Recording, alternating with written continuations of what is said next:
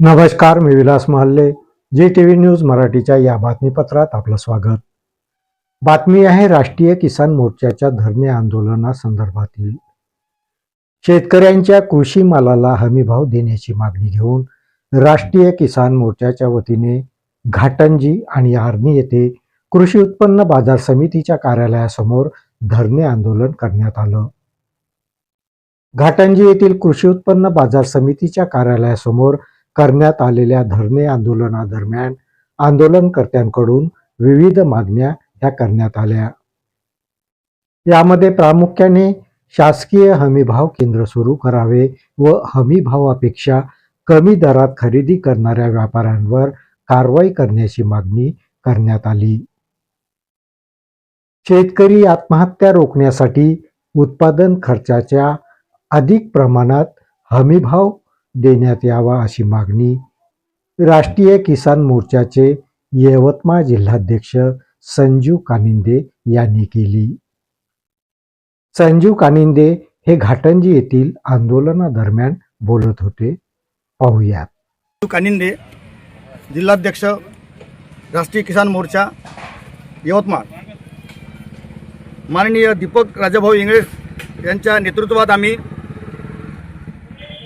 राज्यव्यापी धरणे आयोजित केले आहे.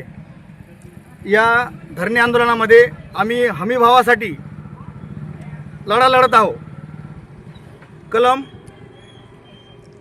32 घ नुसार, अधिनियम 1963 32 घ नुसार हमीभाव सर्वांना मिळाला पाहिजे. प्रत्येक मालाला हमीभाव मिळाला पाहिजे यासाठी आम्ही आंदोलन करत आहोत. तरी सरकारने या कापसाच्या, सोयाबीनच्या प्रत्येक मालाला हमीभाव मिळण्यात यावा यासाठी आमचं आंदोलन गंभीर करण्यात येत आहे. राष्ट्रीय किसान मोर्चाच्या आंदोलनाची दखल न झाल्यास राज्यव्यापी आंदोलन छेडण्यात येणार असल्याची माहिती भारतीय बेरोजगार मोर्चाचे प्रदेश प्रवक्ता भुवन मुनेश्वर यांनी आर्णी येथील आंदोलनादरम्यान बोलताना दिली. पाहूयात. कापूस, सोयाबीन आणि सर्व पिकांची, शेतमालांची किमान आधारभूत किमतीने कृषी उत्पन्न बाजार समितीच्या आवारातच खरेदी झाली पाहिजे.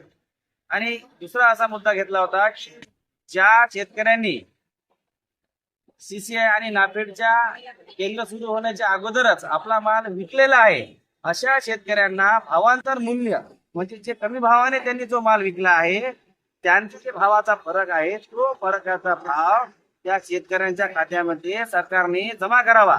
या दोन प्रमुख मागण्यासाठी राष्ट्रीय किसान मोर्चाच्या माध्यमातून महाराष्ट्रातल्या संपूर्ण कृषी उत्पन्न बाजार समितीच्या आवारामध्ये खरेदी झाली पाहिजे यासाठी धरणे आंदोलनाचा कार्यक्रम इथे पूर्ण केलेला आहे. या मुद्द्यावर शासनाने शेतकऱ्यांच्या बाजूने निर्णय घेतला नाही, शेतकरी समस्या सोडवल्या नाही, तर 15 जानेवारीला आमदार घेरावचा कार्यक्रम आम्ही जाहीर केलेला आहे. त्यानंतर 30 जानेवारीला मुख्यमंत्री 30 जानेवारीला जेल भरो आंदोलन आणि 20 फेब्रुवारीला मुख्यमंत्री हटाव कार्यक्रम हा राज्यव्यापी मंत्रालयावर आम्ही मोर्चा काढून करणार आहोत. तर यासाठी जास्तीत जास्त शेतकऱ्यांनी राष्ट्रीय किसान मोर्चाच्या आंदोलनामध्ये सहभाग नोंदवला पाहिजे आणि शेतकऱ्यांना न्याय देण्यासाठी कंबर कसली पाहिजे असं या निमित्ताने मी ते आवाहन करतो. या बातमीपत्रात इथेच थांबतो. परत भेटूया नवीन बातमीपत्रात. तोपर्यंत पाहत राहा जी टीव्ही न्यूज मराठी. नमस्कार.